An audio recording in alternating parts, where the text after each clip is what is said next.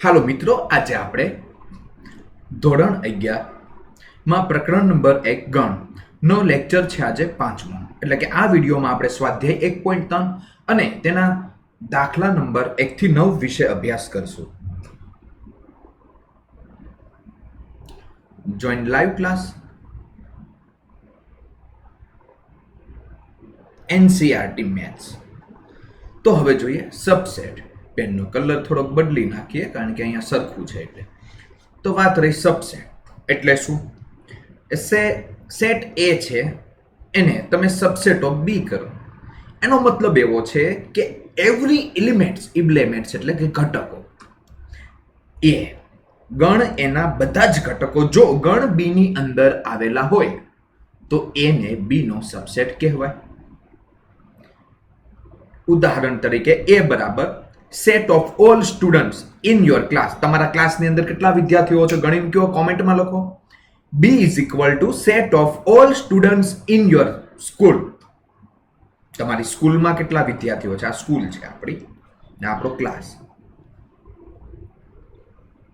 સમજ પડી કાંઈ તમને કે આ બધા વિદ્યાર્થીઓ છે એ સ્કૂલની અંદર જ છે ને? કારણ કે ક્લાસ સ્કૂલની અંદર આવ્યો હોય એટલે.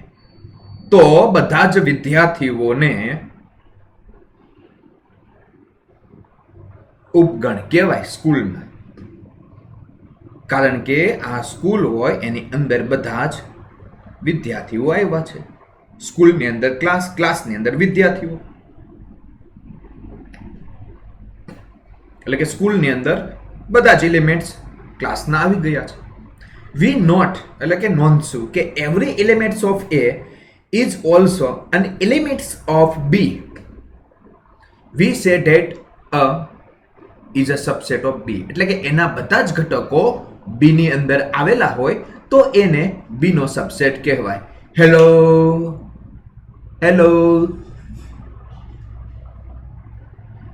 A is a subset of B is expressed the symbol. હવે કયા સિમ્બોલ વડે, ચિહ્ન વડે દર્શાવાય? તો આ તમે 8મા 9મા ધોરણમાં આપણે જોઈ ગયા છીએ. ધ સિમ્બોલ, આ રીતનો સિમ્બોલ આવે ને, આપણો ચાંદલો હોય એને ઊંધો આડો કરો ને એટલે આવું થાય. એને કહેવાય ઇઝ અ સબસેટ ઓફ અથવા તો ઇઝ અ કન્ટેનર એટલે એની અંદર રહેલું. It's follow from the above definition that. હા ભાઈ, હમણાં ગુજરાતીમાં પણ હું સમજાવું છું પછીમાં. Every set A is a subset of itself. જોજો, પોતે પોતાનું જ ઉપગણ હોય અને જે ખાલી ગણ હોય ને એનો મતલબ કે એની અંદર કોઈ સભ્ય જ નથી. ગુલ્લી મારી હોય ને ક્લાસના વિદ્યાર્થીઓ એને ખાલી ગણ કહેવાય, કોઈ હોય નહીં એમાં. તો ખાલી ગણ તે કોઈ પણ આ જે ગણ છે એનો સબસેટ હોય. એટલે 5 સબસેટ એ.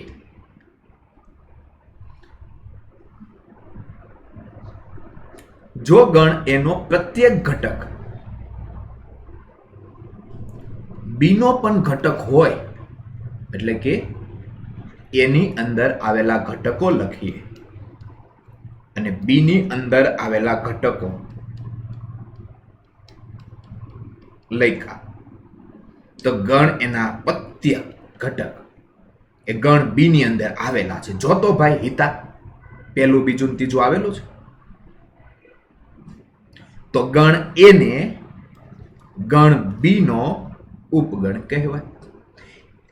થોડી ગણિતની ભાષામાં કેવું હોય તો એ છે તે ગણ એની અંદર આવેલો હોય ત્યારે એ છે એટલે કે એ છે એ એનો સભ્ય કહેવાય. એની છગડીયો કાઉન્સ હોય ને એની અંદર આવેલો હોય એટલે. અને એ જ જો સભ્ય બી ની અંદર હોય તો એ છે ને એને ઉપગણ બી કે. ઘણી વખત સંજ્ઞા આવી વપરાય. આપણે એમ થાય તીરખામઠા જેવું છે, હું એરો છે, એન્ટર થવાનું છે. નહીં, આને ઇમ્પ્લાઇઝ કહેવાય. યાદ રાખજો ભાઈ, શું કહેવાય? ઇમ્પ્લાઇઝ. આ સંજ્ઞાનો ઉપયોગ આપણે ઉપગણની વ્યાખ્યા નીચે આપીશું. ઇમ્પ્લાઇઝ નો મતલબ ખબર પડી કે બીજા મારેથી કૂદકો મારીએ ને તો પગ ભાંગે, એને આમ ઇમ્પ્લાઇઝ કહેવાય. પછી એમાં ડબલ ઇમ્પ્લાઇઝ ન થાય કે પાછા ઉપર જાવ પગ હાજર ન થાય ભાઈ, એ હોસ્પિટલમાં જવું પડે.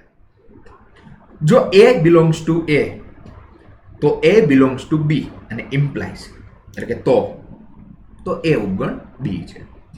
તો મારે ઉપરના વાક્યને મેથેમેટિકલમાં વાંચવું હોય ને, જો પ્રત્યેક એ માટે એ આ ગણ એનો ઘટક હોય તો એ બી નો ઘટક છે એવું બને તો એ બી નો ઉપગણ કહેવાય. અને એ બી નો ઉપગણ ન હોય તો આપણે તેને એ ઉપગણ નથી બી લખીશું. હેલો, સમજ પડી?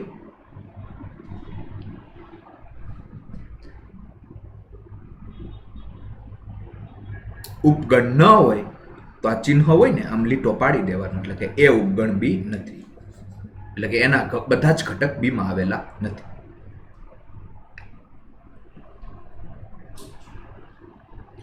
તો આ હતી ઉપગણની વ્યાખ્યા. ધારો કે એ અને બી બે ગણ છે, એના બધા જ સભ્ય બી માં આવેલા છે,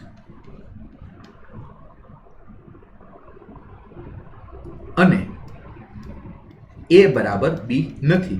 એક એક્ઝામ્પલ લઈએ. એ બરાબર એ બી સી લઈએ અને ગણ બી બરાબર એ બી સી ડી અને એ લઈએ. તો એના બધા જ સભ્યો બી ની અંદર આવેલા છે.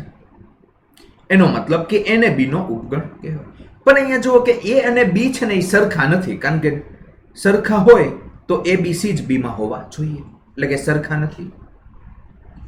તો આ એ છે, એને આ બી નો ઉચિત ઉપગણ કહેવાય. પ્રોપર સબસેટ અંગ્રેજીમાં. અંગ્રેજો આવ્યા ને તો આવા થોડાક શબ્દ આપી ગયા છે તો વાપરવાનો, મફતમાં વાપરવાના છે. હવે મને પૂછ્યું મગને, આ તો બી ને શું કહેવાય? એને તો તમે ઉચિત ઉપગણ કીધો તો બી ને કહેવાય અધિગણ. સુપર સેટ, ઓલો સુપરમેન આવે ને, સુમ સુમ કટતો આવે સુપરમેન, મેં હું સુપરમેન. તો એ જે છે એ ગણ બી નો ઉચિત ઉપગણ છે. હવે ઘણા ગણ એવા હોય કે જેમાં એક જ સભ્ય હોય, તો આવા ગણને એકાકી, એક કાકી, કાકી એક જ હોય, એકાકી ગણ કહેવાય. એને અંગ્રેજીમાં કહેવાય સિંગલ. લગાવી દો પાછળ ટોન, સિંગલ ટોન. તો આ છે આપણો એકાકી ગણ. ઉદાહરણ લઈએ. થોડુંક પાણી પી લેવાનું, ગળું થોડુંક ખરાબ થઈ ગયું એવું લાગે છે. એ બરાબર 1 અને 3 સભ્ય આવેલા છે. બી છે 159 અને સી 13579 આપેલા છે. નીચે દર્શાવેલી દરેક ગણની જોડી બે હોય એને જોડી કહેવાય. ની વચ્ચે સંજ્ઞા ઉપગણ અથવા નથી ઉપગણ. હવે પહેલી વસ્તુ નક્કી કરીએ કે આ સંજ્ઞા ક્યારે આવશે, કે જ્યારે આગળવાળાના બધા જ ઘટકો પાછળવાળામાં હોય ત્યારે, અને ન હોય ત્યારે ઉપગણ નથી. તો જુઓ, ખાલી ગણ છે એ બી નો ઉપગણ છે. એ ના બધા જ સભ્યો બી માં આવેલા છે. એક તો આવ્યો છે પણ 3 આવ્યો નથી એટલે ઉપગણ નથી. એના બધા જ સભ્યો સી માં આવેલા છે. જુઓ 1 અને 3 હાજર જ છે એટલે કે આ ઉપગણ છે. બી ના બધા જ સભ્યો એટલે કે 1, 5 અને 9 તે સી માં આવેલા છે એટલે બી ઉપગણ છે સી. પતી ગયો દાખલો. હેલો, સમજ પડી? હવે ઉદાહરણ નંબર 10 લઈએ. એ આપેલો છે એ ઈ આઈ ઓ યુ અને બી બરાબર છગડિયા કૌંસમાં એ બી સી ડી. શું એ બી નો ઉપગણ છે?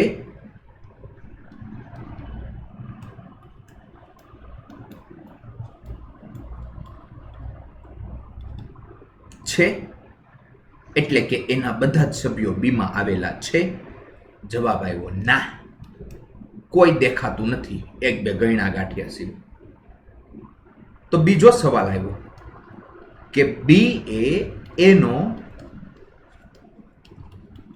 ઉપગણ છે, બી ના બધા જ સભ્યો એમાં આવેલા છે? ના, નથી આવેલા. ના. શા માટે? ભાઈ બી ના કોઈ સભ્ય એમાં નથી એટલા માટે. બી એ એનો ઉપગણ નથી. ઉદાહરણ નંબર 11. એ, બી અને સી 3 ગણ છે.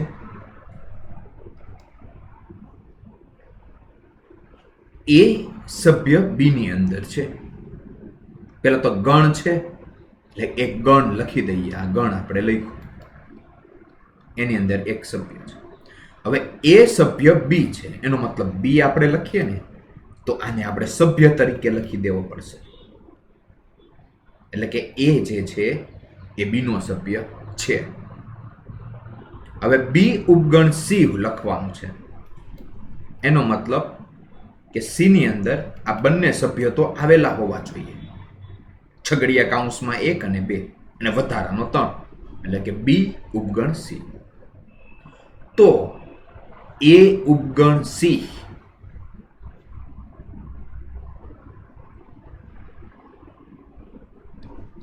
એ ઉપગણ સી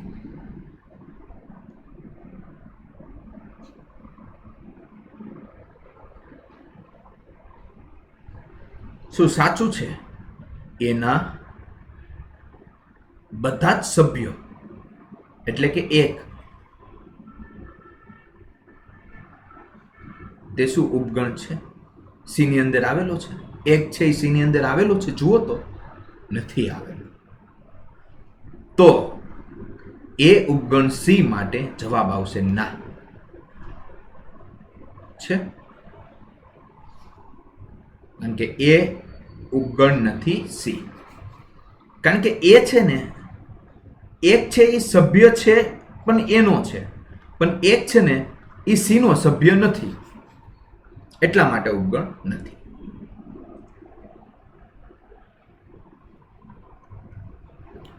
પ્રાકૃતિક સંખ્યાઓનો ગણ એટલે કે પ્રાકૃતિક સંખ્યા n માં 1 2 3 4 5 આવે. પૂર્ણાંક સંખ્યાઓનો ગણ z બરાબર -3 -2 -1 0 1 2 3. આ આપણે 6ઠા 7મા 8મા 9મામાં રગડીને કેરીના રસની જેમ પી ગયા છીએ. આ તો ખાલી રિવિઝન કરી દઈએ. મારા પહેલા તમે વાંચી લ્યો. q બરાબર x, આ k છે, આ x is equal to p by q. p અને q belongs to z, means કે પૂર્ણાંક સંખ્યા હોય અને પાછું q છે એ નોટ ઇક્વલ ટુ 0, એટલે કે શૂન્યેતર. શૂન્યેતરનો મતલબ થાય શૂન્ય ન હોય તે સંખ્યા થઈ. ઉદાહરણ તો ઘણા ભરીને આપ્યા છે. 5/7 લઈ લ્યો, 7/2 લઈ લ્યો, -11/3 લઈ લ્યો. અસમય સંખ્યાઓના ગણને ટી દ્વારા દર્શાવીશું. ટી એ સમય સંખ્યાઓ સિવાયની બધી જ વાસ્તવિક સંખ્યાઓનો બનેલો છે. હેલો, સમય સંખ્યા સિવાયની એટલે કે આ સંખ્યા સિવાયની જે વાસ્તવિક સંખ્યામાં જે આપેલું હોય એને કહેવાય અસમય સંખ્યાઓ. અને દર્શાવાય એમ x કે જ્યાં x બિલોંગ્સ ટુ r છે અને x બિલોંગ્સ ટુ એટલે કે ડઝન્ટ બિલોંગ્સ ટુ q, એટલે કે x છે એ સમય સંખ્યા નથી ને x belongs to r. t સમય ન હોય તેવી વાસ્તવિક સંખ્યાઓનો ગણ છે. સભ્યો √2, √5, પાઈ, આ બધા ટી માં આવે. ટી ની ગેંગ પાછી અલગ. જો n છે ને, n ના બધા જ સભ્યો z માં હોય છે. ગણી લ્યો 1 2 3 4 એટલે ઉપગણ થયા. પછી z ના બધા સભ્ય q માં હોય, પછી q ના બધા જ સભ્ય r માં હોય અને t ના પણ બધા જ સભ્ય r માં હોય, પણ n ના બધા જ સભ્યો છે એ t માં ના હોય, કારણ કે આ અસમય સંખ્યા છે. r ના ઉપગણો તરીકે અંતરાલ જોઈએ. એક ધારી લ્યો કે a અને b બિલોંગ્સ ટુ r હોય. a નાનો છે અને b મોટો છે, એટલે કે a થી મોટો અને b થી નાનો y છે. હવે અહીંયા a લેવાનો નથી, આનો મતલબ b લેવાનો નથી, તો એને કહેવાય વિવૃત અંતરાલ. ઇંગ્લિશમાં બોલાય ઓપન ઇન્ટરવલ, તેને હંમેશા છે ને આવા કાઉન્સ વડે દર્શાવાય. આનો મતલબ કાઉન્સ ન થયો, આનો મતલબ થયો એ થી મોટો અને બી થી નાની બધી જ સંખ્યાઓ, તમામ બિંદુઓ એટલે બધા આવી જાય, એ આર માં હોય તે બધું જ. તો વિવૃત અંતરાલ એ બી માં આવેલા છે. હવે આનો મતલબ એ અને બી પોતાનામાં આવેલા નથી. ઉદાહરણ સરસ મજાનું લઈએ. અહીંયા 2 લ્યો અને અહીંયા 5 લઈ લ્યો.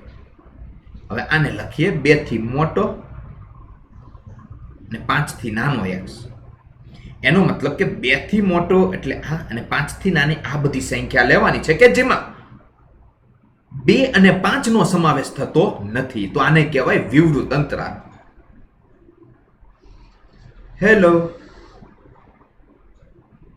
પણ જે અંતરાલમાં 2 અને 5 ને પણ લેવાના હોય તેને સવૃત અંતરાલ, ક્લોઝ ઇન્ટરવલ કહે છે. સવૃત અંતરાલ એને છે ને આવા કાઉન્સ વડે દર્શાવાય, આમ 2 અને 5, આમ ચોરસ જેવો આકાર હોય ને. કોક કે આમ મહત્તમ પૂર્ણાંક ભાગ છે ભાઈ, એ અલગ હોય, એમાં સૂચના આપેલી હોય, જોજો પાછળ. આનો મતલબ થયો x એવો તમે લ્યો કે 2 કે 2 થી મોટો હોવો જોઈએ અને 5 કે 5 થી નાનો હોવો જોઈએ. તેની વચ્ચેની બધી સંખ્યાઓ પણ 2 અને 5 ને લેવાના છે. એને કહેવાય સવૃત અંતરાલ. આનો ખ્યાલ હોવો જરૂરી છે, કારણ કે તમે જ્યાં સુધી ભણશો ને ત્યાં લગી આવા આવ્યા રાખશે. એટલે સવૃત કોને કહેવાય અને વિવૃત કોને કહેવાય. ખાસ કરીને જે JEE ને એડવાન્સની પરીક્ષા આપવાના હોય ને, જેને IITમાં જવું છે ને NITમાં જવું છે, ટોપ લેવલની કોલેજમાં, એવાને આ બેઝિક કન્સેપ્ટ ખાસ સમજવા જરૂરી છે. હવે આ નવીન આવ્યું કે આ 2 અને આ 5, આનો વળી મતલબ શું? આનો મતલબ એવો થાય કે 2 કે 2 થી મોટો x અને 5 થી નાનો. દગો થયો, 5 આરે દગો થયો, એટલે કે 2 ને લેવાનો છે, એનાથી મોટી સંખ્યા લેવાની છે, પણ 5 ને લેવાનું નથી.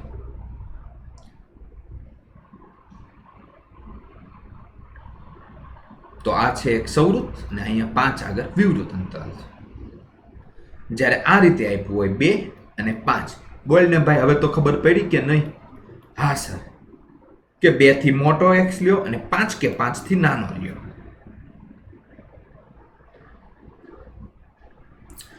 તો અલગ અલગ સ્વરૂપો છે. હવે આ મીંડાનો મતલબ શું ખબર? આ બેને લેવાના નથી. આ ભરેલા મીંડાનો મતલબ શું? કે આ અંતરાલમાં a અને b ને લેવાના છે, એટલે કે સવૃત અંતરાલ.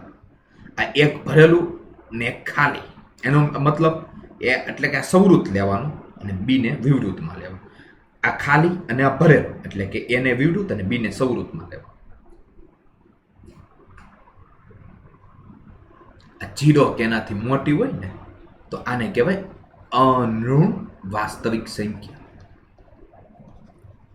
એટલે અનઋણ એટલે માઇનસ વાળી સંખ્યા, ઋણ સંખ્યા લેવાની નથી. આનો મતલબ 0 લેવાનો નથી ને એનાથી નાની બધી જ સંખ્યા એટલે ઋણ સંખ્યા. પછી વાસ્તવિકો,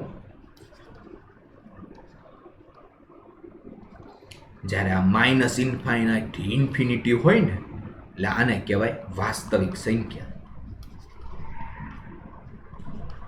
એને આર પણ તમે લખી શકો. વાસ્તવિક સંખ્યા એટલે બધું એમાં ભેગું થઈ જાય. બધી જાતિના લોકો રહે એટલે વાસ્તવિક સંખ્યા. આપણો ભારત દેશ. હવે ઘાત ગણ લઈ લે. ઘાત ગણ એટલે આઘાત ગણ નહીં, કોઈ પણ એક ગણ લઈ લઈએ આપણે. આ લીધો ગણ જેમાં સભ્યો છે 1 અને 2. 1 અને 2 એટલે કે આ ગણના બધા જ ઉપગણ લખવા. ઉપગણ લખતા તો આવડે, 8મા 9મા બોલ છાપ્યા છે. 5 એ દરેક ગણનો ઉપગણ છે અને 1 અને 2 જે છે એ પોતે જ પોતાનો ઉપગણ છે. તો આપણે ઉપગણ લખીએ તો આવે 5, પછી આ 1 લેવાનું હોય, પછી બીજો લેવાનો હોય ને પાછા બંને લેવાના હોય. આ ઉપગણ થયા, ટોટલ 4 મહિલા. હવે આ ઉપગણો છે એનો આપણે ગણ કરવાનો છે, એટલે એને બે પાછું છગડિયા કૌંસની અંદર ઘેરી લીધું. ને તઈ આને આપણે દર્શાવાય પી ઓફ એ.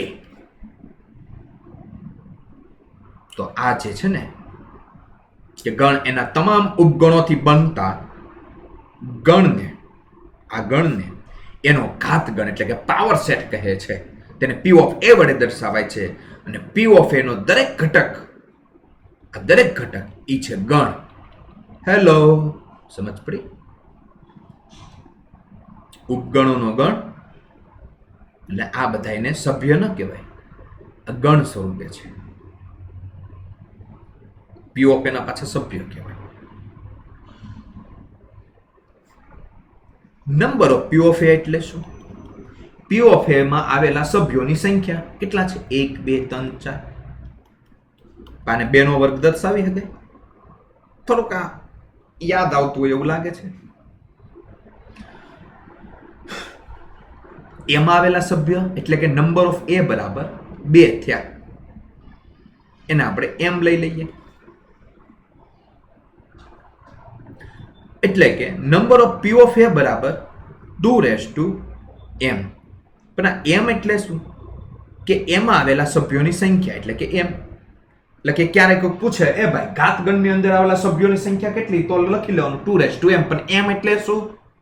કે જેનો ઘાતગણ મેળવવાનો હોય એના સભ્યોની સંખ્યા.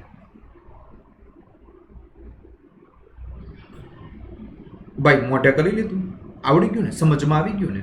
તો યાદ રાખી લેવાનું. કોક પૂછે નંબર ઓફ પી ઓફ એ કોનો ઘાતગણ મેળવવાનો છે? તો એનો. એમ શું છે? કે એના સભ્યોની સંખ્યા.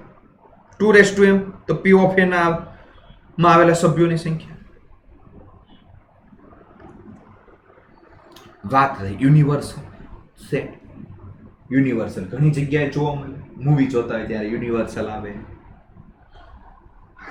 A set containing all elements of a problem under the consideration. જે પણ હમણાં આપણે જોઈએ, જે પણ આજે કન્ડિશન આપ્યું હોય એના બધા જ સભ્યો જે હોય, તો કે ABC આપ્યા હોય, બધા જ સભ્યો બધું જ એક ગણની અંદર આવેલું હોય તો એને યુનિવર્સલ સેટ કહેવાય. બધાયના સબકા માલિક સમજો તો ગણ કા માલિક એટલે કે યુનિવર્સલ સેટ. એને યુ દ્વારા દર્શાવાય. પાછું કેપિટલ આવો યુ નહીં કરતા સર, અને યુનિવર્સલ કહેવાય? ના ભાઈ ના, કેપિટલ યુ કર. While studying the system of the number, we are interested in the set of a natural number, એટલે કે 1 2 3 4 5, and its subset such as the set of all prime number. Prime number એટલે 2 3 5. Set of the all even number. The basic set is called as universal set. હવે જ્યારે એમ કીધું હોય આપણે કે 1 2 3 4 5 આ નેચરલ નંબર થયા. પ્રાઇમ નંબર લઈ લઈએ. બધા નહીં લખવું. ઇવન નંબર લઈ લઈએ. ઓડ એક લઈ લઈએ ને તમને શાંતિ થઈ જાય. બેટા જો ને બધા કોની અંદર આવેલા છે? એ યુ માં આવેલો છે, બી આવેલો છે, સી આવેલો છે, બધા આવેલા છે આની અંદર. તો આ જે યુ છે એને યુનિવર્સલ સેટ કહેવાય, કારણ કે બધાનો સમાવેશ છે યુ ની અંદર થયેલો છે.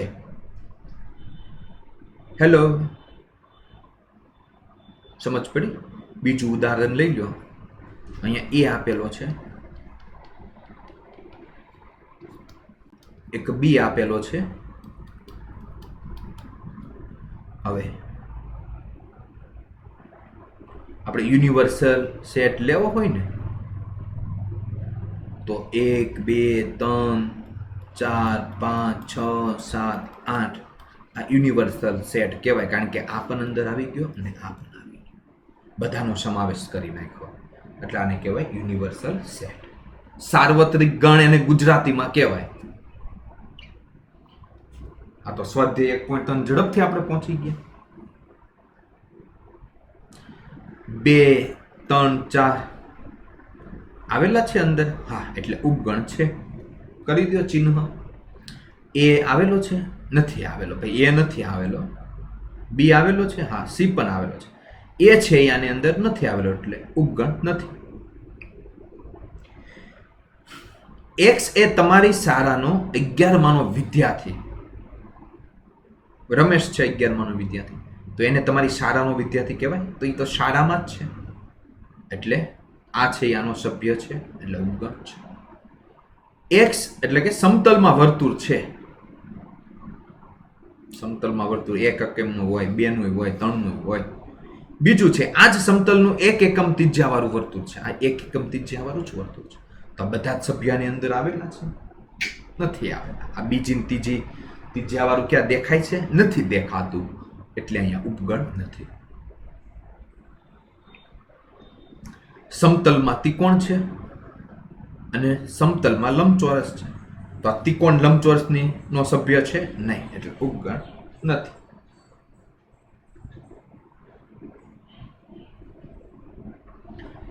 સમતલમાં સમબાજુ ત્રિકોણ, બધી જ બાજુ સરખી હોય ને સમબાજુ કહેવાય.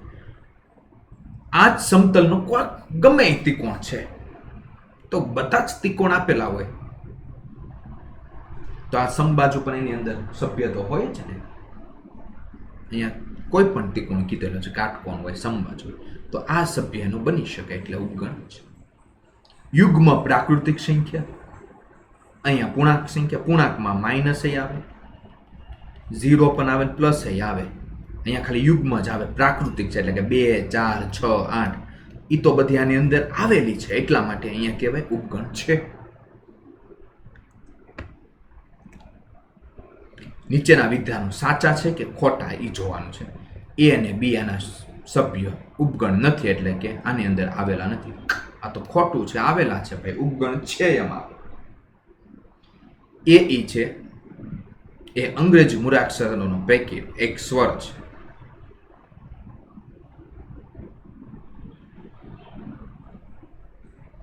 સાચું, છેદ ને સ્વર, એટલે આ વિધાન છે સત્ય. 1, 2, 3 એ ઉપગણ છે, આ ગણના ઉપગણ છે. તો બધા જ સભ્ય આવેલા છે, 1 અને 3 આવેલા છે, પાછું 2 નથી આવ્યું, એટલે આ વિધાન ખોટું છે. તો સાચું કયું? તો સાચામાં છે ને અહીંયા ઉપગણ નથી એમ આવે તો એ સાચું કહેવાય. આ ગણ એ આનો ઉપગણ છે, હા, કારણ કે આનો જે સભ્ય એ છે એ આનો પણ સભ્ય છે, એટલા માટે હું આને સાચાની રોમાં લખી દઈશ.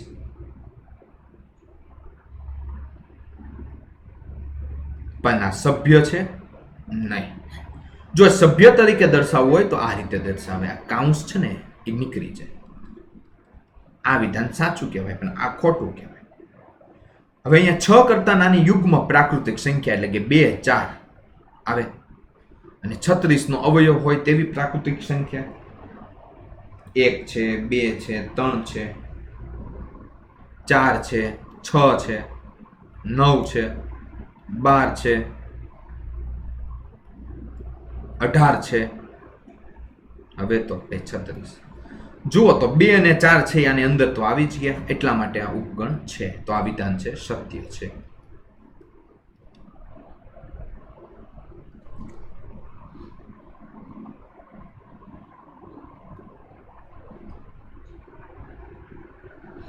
હવે જોઈએ ત્રીજા નંબરનામાં કે કયા વિધાનો પૈકીના અસત્ય છે અને શા માટે છે. અહીંયા એ આપેલો છે.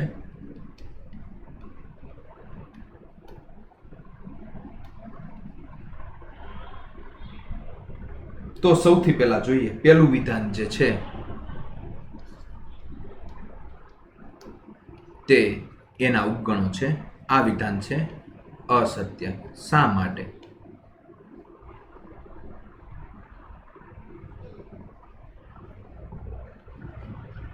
કારણ કે આ છે ને તે એનો સભ્ય છે, એટલા માટે.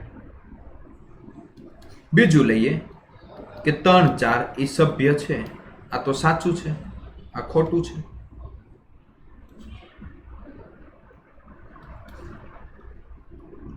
તો આને ઉપગણ કરવો હોય તો આને ગણમાં લખવું પડે, એટલે આ રીતે લખાય. હવે આનો ઉપગણ થાય એટલે પણ ત્રીજું પણ સાચું છે. 1 છે એનો સભ્ય છે, હા, તો ચોથું પણ સાચું છે. 1 છે એનો ઉપગણ છે, ના ભાઈ, સભ્ય છે, ઉપગણ નથી, એટલે આ વિધાન ખોટું થયું.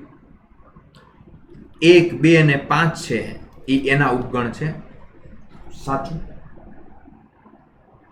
પણ 1, 2 અને 5 છે એ એનો સભ્ય થાય? ના, ખોટું. ગણમાં 1, 2, 3 એનો ઉપગણ છે, તદ્દન ખોટું છે. 5 એ આ ગણ એનો સભ્ય છે? સભ્ય નો થાય ભાઈ, ઉપગણ થાય. એટલે આ વિધાન ખોટું પડ્યું. 5 એ ઉપગણ છે? હા, સાચું, હમણાં જ કીધું. હવે આ જે 5 જે છે એનો ઉપગણ છે? ખોટું ભાઈ, એમાં એક બતાવવું પડે. 5 સભ્ય અહીંયા દેખાય છે આપણને? કાંઈ નથી, એટલા માટે આ પણ વિધાન ખોટું છે. તમામ ગણોના ઉપગણ આપણે લખવાના છે.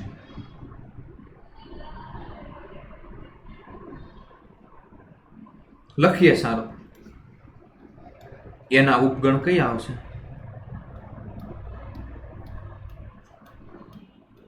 અહીંયા તો એક જ સભ્ય છે એટલે લખો, અને ખાલી ગણ લખો. હવે પોતાનો જ ગણ છે એટલે કે શું આવશે? ખાલી ગણ. ને પોતે છે એ 2 સભ્ય આવે. 2 ની 1 પાવર એટલે 2 થઈ ગયા. બીજું, એ અને બી ના ઉપગણો. એક તો ખાલી ગણ, એક તો પોતે એ હોય, એક ઈ, અને એક બી સભ્યનો ગણ, અને પાછા એ બી એટલે કે પોતે આવી જ ગયો, ખાલી ગણ આવી ગયો, અને 2 સભ્ય આવી ગયા. ત્રીજું ગણ 1, 2, 3 અહીંયા આપેલું છે, એના ઉપગણો લખવાના છે. તો સૌથી પહેલા તો ખાલી ગણ લખી દઈએ, પછી એક સિંગલ વાળા લખીએ. લખ્યું, 3 ને ગણમાં લખ્યા, 1, 2 ને 3 ને 3 ને ગણમાં લખ્યા. 2 લઈએ, 1 અને 2 લઈએ, 1 અને 3 લઈએ, અને 2 અને 3 લઈએ. હવે 3 ને લઈએ, 3 સભ્યો વાળો. તો પોતે જ આવી ગયો. જો 8 થશે, 1, 2, 3, 4, 5, 6, 7, 8, કારણ કે 2 ની 3 ઘાત એટલે 8. તે આના ઉપગણોની સંખ્યા થઈ. હવે 5 જેમાં કાંઈ જ નથી, એના ઉપગણો 5 હોય, એક જ માત્ર હોય, તે પણ હોય 5. એ બરાબર 5 છે, એનો મતલબ કે ખાલી ગણ. તો નંબર ઓફ એ બરાબર થયા 2 ની 0 ઘાત એટલે કે 1. તો પી ઓફ એને કેટલા ઘટક હોય છે, એટલે કે નંબર ઓફ પી ઓફ એ મેળવવાનું છે. તો number of P of any વ્યાખ્યા ખબર છે મને, 2m થાય. એમ એટલે શું? કે એમાં આવેલા ઘટકોની સંખ્યા, એટલે કે 1 છે, એટલે કે 2 આવ્યા. હેલો,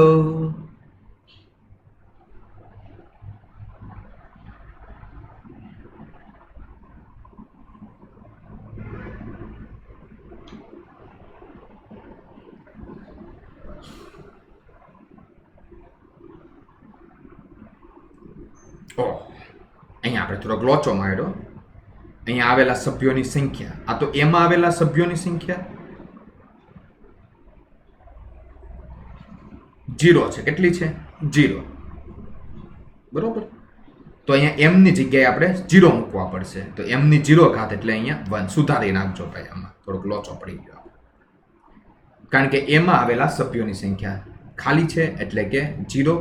તો નંબર ઓફ પી ઓફ એ એટલે કે એમાં આવેલા સભ્યોની સંખ્યા 0, 2 ની 0 ઘાત એટલે 1. છઠ્ઠું આપણે લઈએ અંતરાલ સ્વરૂપે. થાય ભાઈ ક્યારેક, હવે ભૂલ થાય, એમાં શું છે. અંતરાલ સ્વરૂપે લખીએ કે -4 x < 6 ને કઈ રીતે લખાય? કે x છે એ બિલોંગ્સ ટુ, અને અંતરાલમાં લખવું હોય તો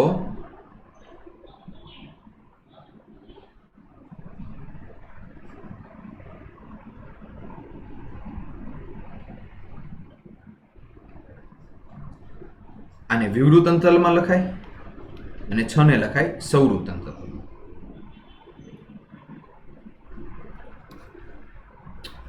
બીજાને લખાય -12 x -10 હોય તો એને અંતરાલમાં આપણે લખવું હોય તો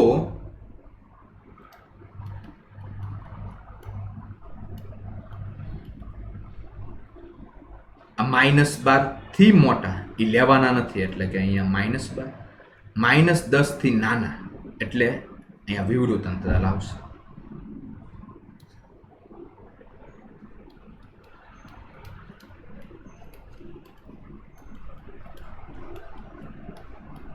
આનું અંતરાલ સ્વરૂપ એટલે કે 0 કે 0 થી મોટા એટલે 0 લેવાનો છે એટલે અહીંયા સવૃત અંતરાલ, 7 લેવાનો નથી એટલે વિવૃત અંતરાલ. હવે 3 less than or equal to x less than or equal to 4 નું અંતરાલ સ્વરૂપ બરાબર 3 લેવાના છે એટલે હા, એટલે સવૃત અંતરાલમાં લખ્યું. 3 કે 3 થી મોટા ને 4 કે 4 થી નાના, પણ 4 પણ લેવાના હોવાથી એને સવૃત અંતરાલમાં લખ્યું, એટલે કે સવૃત અંતરાલમાં 3 થી 4. હવે આને ગુણધર્મની રીતે લખવાના છે. તો -30 ને કઈ રીતે લખાય કે x કે જ્યાં x belongs to r. હવે -3 જે છે તે આ બંને વિવૃત અંતરાલમાં હોવાથી અહીંયા માત્ર લેસ ધેન આવશે. -3 થી મોટા અને 0 થી નાના. સવૃત અંતરાલમાં 6 થી 12 હોવાથી અને લખીએ ગુણધર્મની રીત કે x કે જ્યાં x belongs to r હોય, 6 કે 6 થી મોટા એટલે 6 less than or equal to x less than or equal to 12 એટલે કે 12 આપણે લેવાના. વિવૃતમાં 6 અને સવૃતમાં 12 ને લખવા હોય તો x કે જ્યાં x belongs to r છે, 6 less than x less than or equal to 12. આનો મતલબ 12 લેવાના છે, આમાં 6 લેવાના.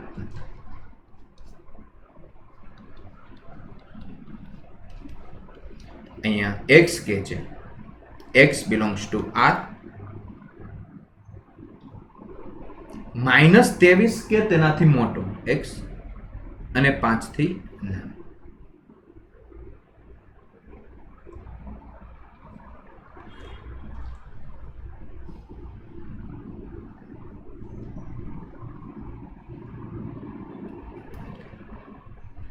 હવે અહીંયા 1 3 5 આપેલા છે,